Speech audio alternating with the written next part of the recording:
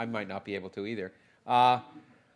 This is a list of today, as of today, the organizational groups that have signed on. And I just want to point out that in yellow, I've highlighted groups, not just the American Association for the Advancement of Science, but the American Chemical Society, the Institute of Biological Sciences, American Physical Society, Biochemistry, Federation of American Societies for Experimental Biology.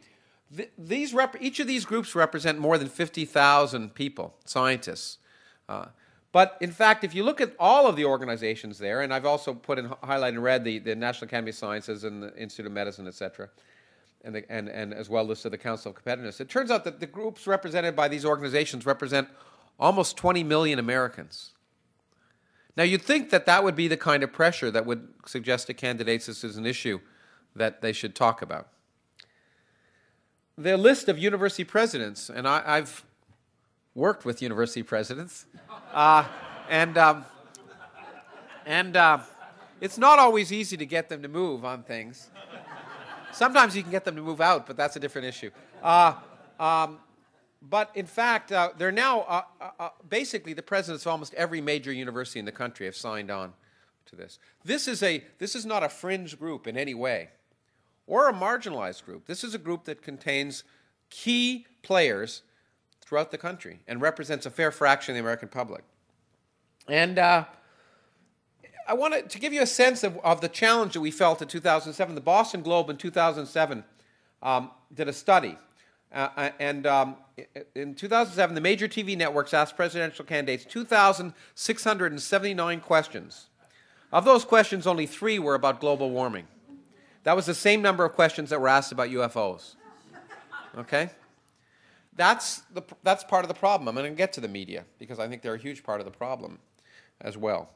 Now, I want to just talk about the importance of science, and one of the reasons that Norm Augustine is on our steering committee, as well as Craig Barrett.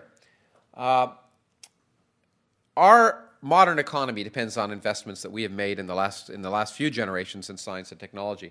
It's been estimated that public investments in science and technology have produced annualized societal returns that range between 20% and 76%. And it's also been suggested that half of the nation's growth in GDP per capita during the last half century can be attributed to science and engineering achievements. Without them, we would not have the standard of living we have now. Now, there has been such concern about where we're heading as a country. The National Academy of Sciences has produced a report, as I say, originally authored, or the lead author was Norm Augustine, called Rising Above the Gathering Storm. And that one of their conclusions is, without a renewed effort to bolster the foundations of our competitiveness, we can expect to lose our privileged position. And that caused the Congress, and in fact the President, to begin to act and say, well, we got to do something about this, and in fact pass the America Competes Act overwhelmingly. It was bipartisan support for this, which would give an increase in funding in physical sciences, engineering, mathematics, and information sciences. Unfortunately, in December of 2007, politics got in the way. In spite of the fact that there was apparently verbal support, great verbal support for supporting science in this country, because of budget problems, in spite of passing an act saying they were going to, in fact, double funding in these areas over 7 years or 10 years, the omnibus budget bill cut every single increase for the National Science Foundation, Department of Energy, the NIH, NASA. And those were at static levels, not even keeping up for inflation. So in spite of the recognized need in Washington that we need to do something, politics gets in the way of actually doing it. Here's some other sobering numbers. The World Economic Forum dropped the U.S. from 1st to 7th place in its ranking of the nation's preparedness to benefit from advances in information technology. U.S. companies spend 3 times more on litigation than on research. Over the past 20 years, the number of engineers, physical scientists, and mathematicians graduating with bachelor's degrees in the U.S. declined by 18%.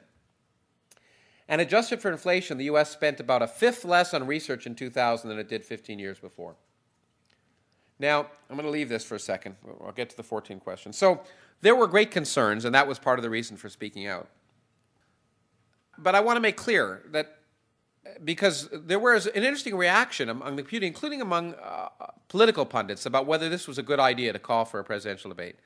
on science and technology. And they said, well, why should the president be an expert on science and technology? And the point is, no one expects the president to be an expert on science and technology. It'd be great, but it's not likely to happen in the near future. What is reasonable to hope for, however, is that the president would be sufficiently literate on basic aspects of science that they could distinguish what the issues were, who to turn to for advice, and most importantly, how to tell good advice from bad advice. And therefore, by calling for a debate, we wanted to see that the candidates and the campaigns had thought about the issues. And as I have stressed in writing, these are the issues that are going to determine, like it or not, the success or failure of the next presidency and the presidency following that, and those in the foreseeable future. The very issues that are not being discussed are the ones that are going to matter. The issues that are being discussed are the ones that won't. Now, the presidential debate wouldn't be a science quiz. We tried to make that quite clear to the candidates early on. We weren't going to ask them to know the 7th digit of pi, okay? How many people here know the 7th digit of pi? Okay, a few, yes, I know Charleston. Okay, yeah. But we wanted them to talk about the issues that matter, the issues that Michael talked about.